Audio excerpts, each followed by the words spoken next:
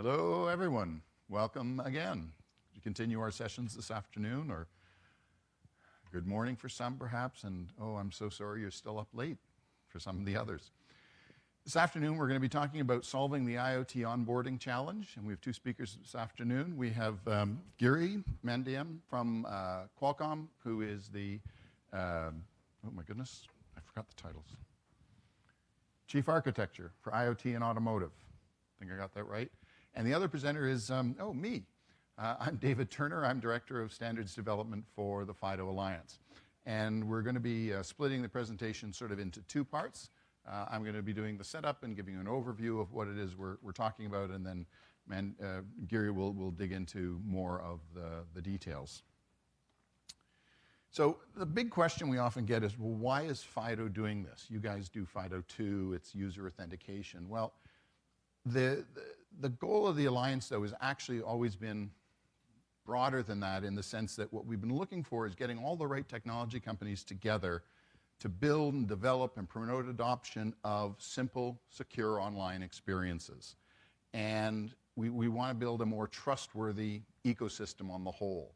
And so all of the experience and the expertise that we have within FIDO was clearly, enabled to bring that to another area where authentication has become a big problem and a big risk. And so that was a natural step for us to follow. I'm not going to spend a whole lot of time on FIDO. Most of you have been hearing about it, but just want to emphasize my point that we've been investing in authentication-related specifications now for some time. We've published UAF, U2F, FIDO 2.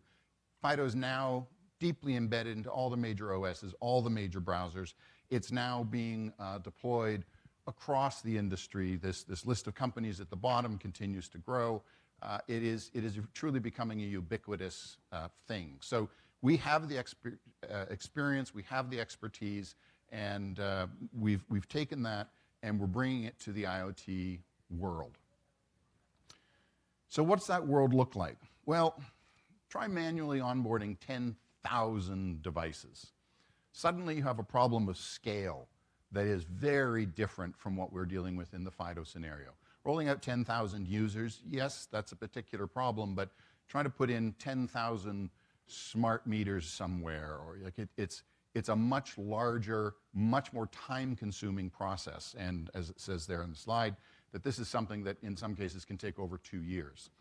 And one of the big challenges as well is that this often requires specialized expertise in configuring these things, given the current systems, and it also often requires somebody to be dealing with secure credentials when they have to onboard the device. They install it and then they got to connect it.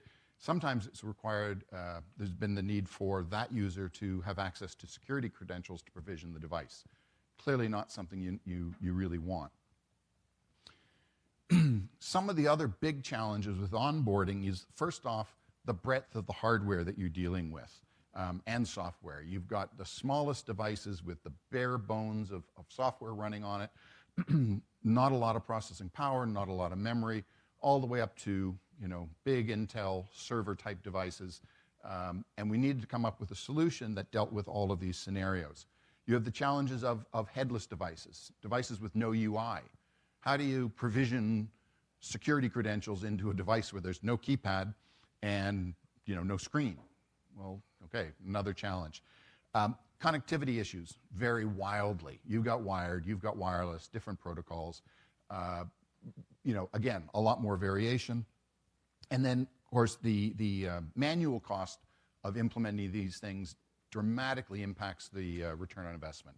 Right? If the cost starts getting too high, in fact, in many cases, the cost of installing a device is often much greater than the cost of the device itself, especially as prices have been dropping. And as I mentioned earlier, on top of that, it's often required, I'm going to emphasize the word here, a trusted skilled worker. And trust because, again, if you're provisioning security credentials, you better trust that that's a person that you can give those credentials to. Now, some of the challenges with some of the existing systems is they tend to be slow, they tend to be very insecure for simple reasons like what I said. Sometimes they're insecure just because people have taken shortcuts. Hey, let's put the same, password into every device and ship it out the door. That won't have any problems, will it? And again, it's expensive because every time a human has to touch and interact with something, the cost goes up. You do have some zero-touch type solutions available today, but they still have a number of problems, a lot of them having to do with the supply chain issues, more than the technology as such. Generally, they have to be pre-configured at the time of production, and they have to be pre-provisioned in order to work with a particular cloud or platform or management solution. It then means that you've limited the source of those devices to particular silicon and other manufacturer providers because they've got to know in advance who they're provisioning for, and you end up with a very tight chain along the way. And I'll actually talk more about that in a little while. And then along the same lines, you've got to actually target the types of provisioning, the types of management software and so on in advance to the device. And so that creates a lot of restrictions in terms of the supply chain, in terms of limiting SKUs and who they can be bought by, who they can be sold to. You have just-in-time problems because you can't be overproducing one SKU or the other.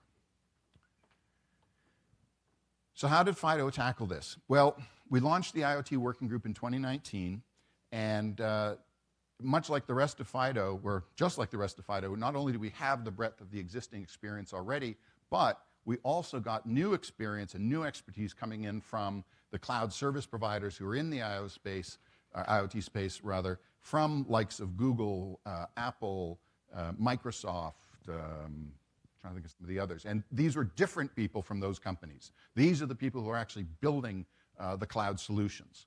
And so we had the original expertise in the authentication and whatnot, but we also now had specialized IoT experts joining us. The first thing the working group did is they actually went through, they had a face-to-face meeting down in Silicon Valley. I think it was, 2 days, was it? And they did this incredibly rigorous job of coming up with a whole long laundry list of use cases that spanned a whole variety of things, from home-type scenarios and using your car and manufacturing, installation of sensors and such.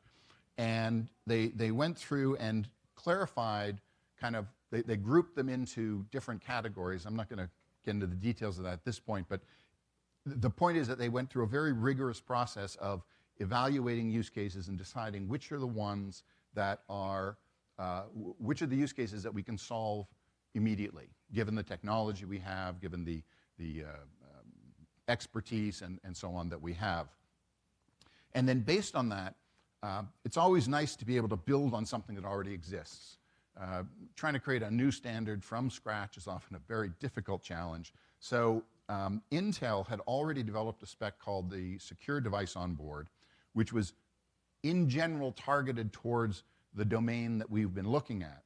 And what we saw was that it was able to cover a significant portion of the requirements. Oh, by the way, I forgot to mention that from these use cases, we developed a very clear list of requirements. And these requirements are what we use to help drive both the selection of Secure Device Onboard, or SDO, but also to help drive what we needed to do to the spec to modify it or enhance it or extend it to address the other requirements, pardon me, that we had established for ourselves and for the use cases that we had targeted. So based on that, here are some of the key things, the key deliverables that we were looking at to provide the best value. The first was a decision to target what we call industrial, enterprise, and manufacturing level devices. And this is distinct from consumer devices. There are very different problems that need to be solved in those two areas. It's a fairly clear distinction as far as some of the different features go. And so for our starting initiative, we've chosen to go after this larger scale in the sense of many more devices that will need to be onboarded. And in some ways, a more urgent problem. One of the big differences being that when someone's installing their own device in their own home, they are their own trusted installer. So, they can go off and they can trust themselves to be provisioning things. Whereas in the industrial case, you have this problem of of people installing things, and they're untrusted. You don't want to have to give the security credentials to some guy who's just screwing sensors into the roof. So that was an important distinction for us.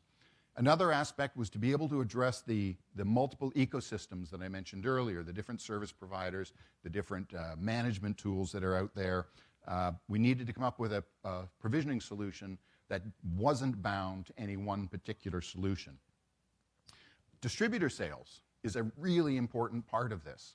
So looking at how a device in its purchase and provisioning process goes through the supply chain and being able to provide a mechanism to map and secure the credentials as it changed hands. And then lastly, also looking at the ability to redeploy, take a device, perhaps take it out of service in one instance, and then redeploy it with brand new credentials. So without having to, the risk of reusing credentials and violating privacy and security policies, you can actually reprovision the device with an entire new set of capabilities. So what this led us to was an approach where we're basically looking at drop shipping a product, having someone to be able to receive it in their business, physically put it wherever it's going to go, turn it on, and have it connect automatically with no other human interaction required. So we've got a zero-touch solution. It's very fast, and certainly fast from the human interaction side, because on the device side there's basically none. And it's a fairly simple protocol, so it doesn't actually take long to do the provisioning and registration. It works on the whole range of CPUs, down from the simplest, say, ARM processor, all the way up to big fat Intel chips. Not to denigrate Intel by any means, but big powerful. Just said powerful chips. It works on any cloud, on-prem, online, doesn't matter. Late binding, which I'm going to talk to you about just a moment, is a really important aspect that gets into the supply chain goals that we had, so that you don't have to know in advance which service provider you're going to be using. And then lastly, there's a slide on this later where there's an open source project under LF Edge, and LF is the Linux Foundation. So go to Linux Foundation, there's a section called LF Edge, and under there you'll find the SDO project, which is a legacy from when Intel first started it. It's now being rebranded to FIDO, which is FIDO Device on Board. And there's code that's available now. It's a reference implementation, open source, for anyone to be able to take a look at and build from, or perhaps even use for your own deployment. So I want to talk about one really important aspect of, colors are missing, isn't that unfortunate? One really important aspect of this whole protocol, in addition to the fundamental security that we provide from end to end of the process, one of the other key characteristics is this notion of late binding in the supply chain. If you look at the top of the diagram, this is the scenario I described first, where a manufacturer has to know in advance what the end ecosystem is going to look like, so that they can pre-provision with the necessary credentials and whatnot for that end user. So you got to produce the yellow SKUs for the yellow system, green for green, purple for purple, and so on. What that does is it moves through the supply, then they can move through the supply chain. What that does, of course, is it creates limits along the way. It means that the manufacturers have to know in advance and produce the right things. It means the purchasers are limited in what they can buy. So a manufacturer may make one device and customize it for the three SKUs, but if they don't have the SKU that maps to their system, they're out of luck. One of the significant aspects of what we've done with the FIDO spec is that binding to the particular system is now pushed all the way to the end. So at the time of manufacturing, the manufacturer can produce a single SKU. That single SKU can then go into the supply chain, and it's not until they power it up and it then starts to follow the FIDO protocol that the determination is made of which system is it going to talk to.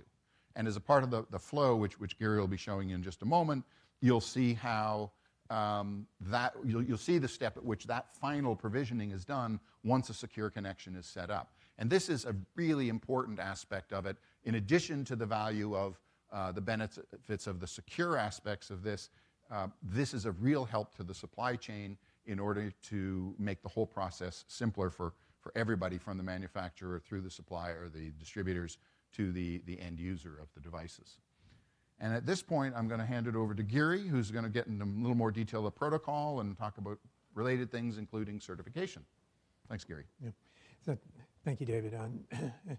As a reminder, I'm Gary Mandyam. I'm the lead IoT security architect at Qualcomm Incorporated, a semiconductor company based in Southern California.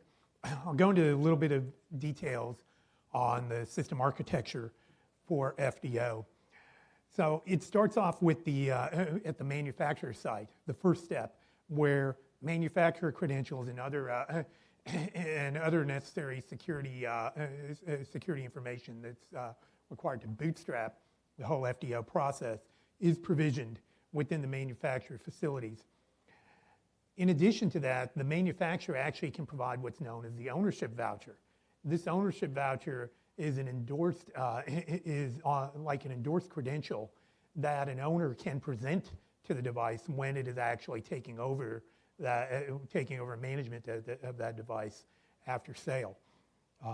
So both of these concepts, the manufacturer provision credentials and the owner voucher, allow for essentially a mutually authenticated process to take place when what we call ownership transfer occurs. So now we can go to the third step, which is the device turns on for the very first time. The device will actually contact, somewhere in the cloud, something called a rendezvous server. The rendezvous server has been pre-provisioned with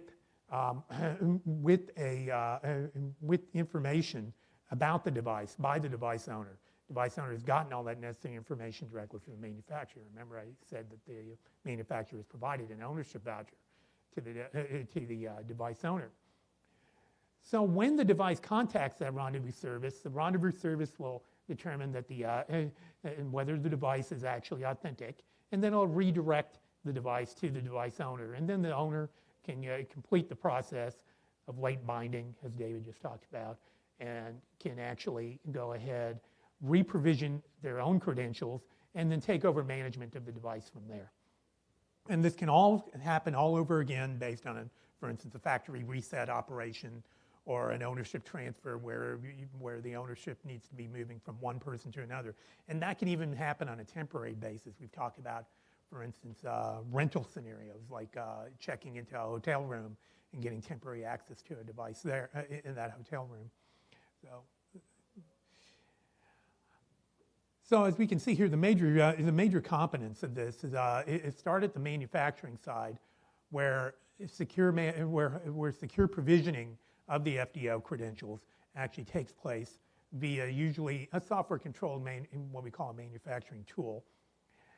The implementations of this can vary depending on who the manufacturer is.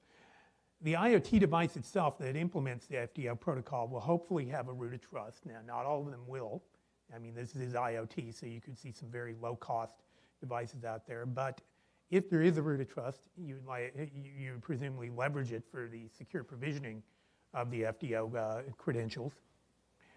Then you actually have what I mentioned, the rendezvous server and the FIDO owner's cloud service. But we must also bear in mind that ownership voucher, as you can see in the bottom there with the reseller tool, you can have a lot of value-added resellers in the ownership chain. The IoT supply chain is actually, it can have many actors. And part of the whole secure supply chain process is to allow each entity in the ownership chain add to the ownership voucher. It can basically endorse the manufacturer key and add their own key and continue on all the way till the owner's key pair. As mentioned by David, the Linux Foundation Edge project, under the Edge umbrella, there is a project for FIDO. It originally started with Intel's code-based contribution for the secure device onboard solution that they had developed. Now it's evolved to a standards compliant open source solution. Strongly encourage all of the audience members to go ahead and check out the GitHub repo. So, what are our next steps? Well, we're continuing to build industry awareness. We are seeing some product announcements that have happened over the summer, including the next speaker and his company, Login ID, among others. We do expect to launch certification programs toward the end of this year. So that would be followed by what we call functional certification, where we can make sure vendors can interoperate together and improve compliance with the protocol. And then followed by security certification testing, and I'll talk a little bit about that. We also are looking at evolving this specification as well. So I strongly encourage members of the audience who are thinking about joining the FIDO Alliance and potentially joining the IoT working group. This is a good time to do so. We think we still have a lot of work left. Now, as far as, so I'll mention a little bit about certification and security. It's been a popular topic, particularly in the press. There's been a lot of regulatory activity and even government activity around IoT certification and trying to address the IoT cybersecurity problem. Congress in the US has been heavily involved with this, so is the European Union. And we're expecting to see a lot of regional authorities start to actually take a more vocal role in this. FIDO actually has a long-standing security certification program for authenticators, discrete authenticators, and there are several vendors who are at the Authenticated conference today who have actually gone through these programs. And the FIDO program is originally set up to address the gamut of authenticator device capabilities. And based on that, you actually have gradated levels of certification, starting from level 1, which is just based on a questionnaire, and that could correspond to the lowest levels of security assurance. So the vendor just completes a questionnaire. The Alliance tries for a 1 to 2 day turnaround on awarding of the certification. Going through to L2 and then finally to L3, which is typically the highest levels of assurance, what you might see with a secure element or a TPM. So we expect to actually see multiple levels of security certification when we roll out this program, because we are recognizing that IoT devices span the gamut. We do expect to see single devices, single processor, really no real hardware separation between the security sensitive functionality that's required for FIDO and what we tend to also call user space. But then we also want to make sure that the certification program addresses more complex devices where there is a root of trust, potentially a hardware-based root of trust, like a secure element or a TPM. And this could actually be seen in more expensive IoT devices where higher levels of security assurance are important for the target use case. So we are developing security certification programs right now, and we are looking against, not just balancing against the regulatory requirements that are starting to come up around the world, but we are looking into companion programs. So FIDO, with our authenticator programs, have a long-standing tradition of leveraging companion programs. The vendor, if they've already gone through achieving some sort of level of certification, such as common criteria, or now we're seeing more and more programs come up in the IoT space, such as Eurosmart, Global Platform, which is another standards organization that FIDO is closely partnered with.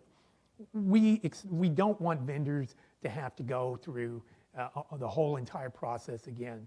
We want to make sure that if they've already got a security certification, then they can bring it in to FIDO, and we can just tell them how to build up on top of the existing security certification in order to achieve FIDO certification.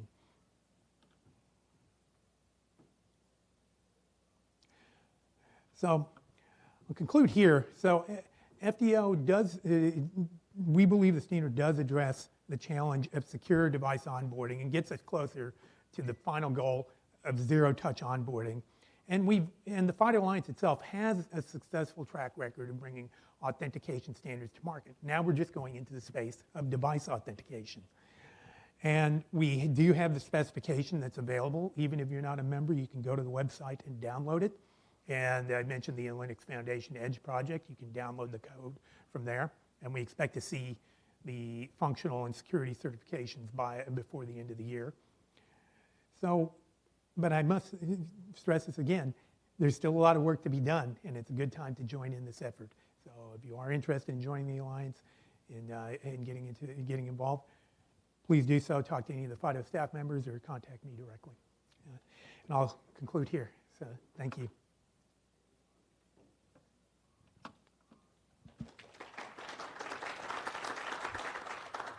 All right, we do have a couple of questions. If we could answer them real quickly. How does FIDO prevent attacks to the supply chain for those IoT devices? What vulnerability exists before late binding and then after?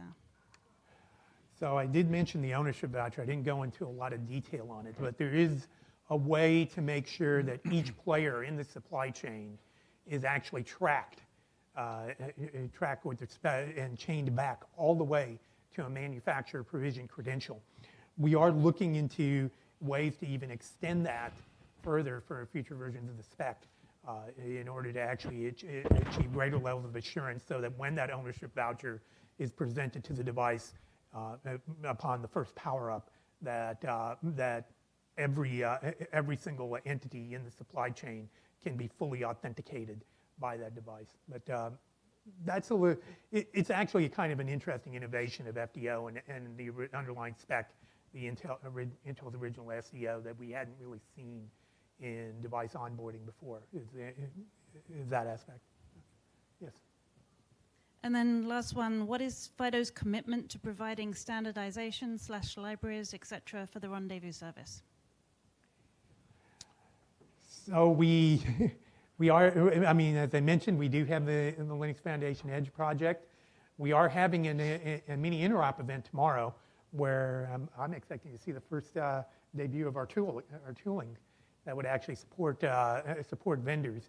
And when I say tooling, FIDO also has a long-standing tradition of supporting developers in providing compliant tools where they can test out implementations early before getting to an interop situation where they have to actually work with other vendors' equipment. Great. Thanks, Gary. I think we're at a time here. I appreciate everybody coming. Thank you all. And stay tuned, and we have essentially a follow-up presentation shortly talking more about FDO and vouchers. So thank you, everybody.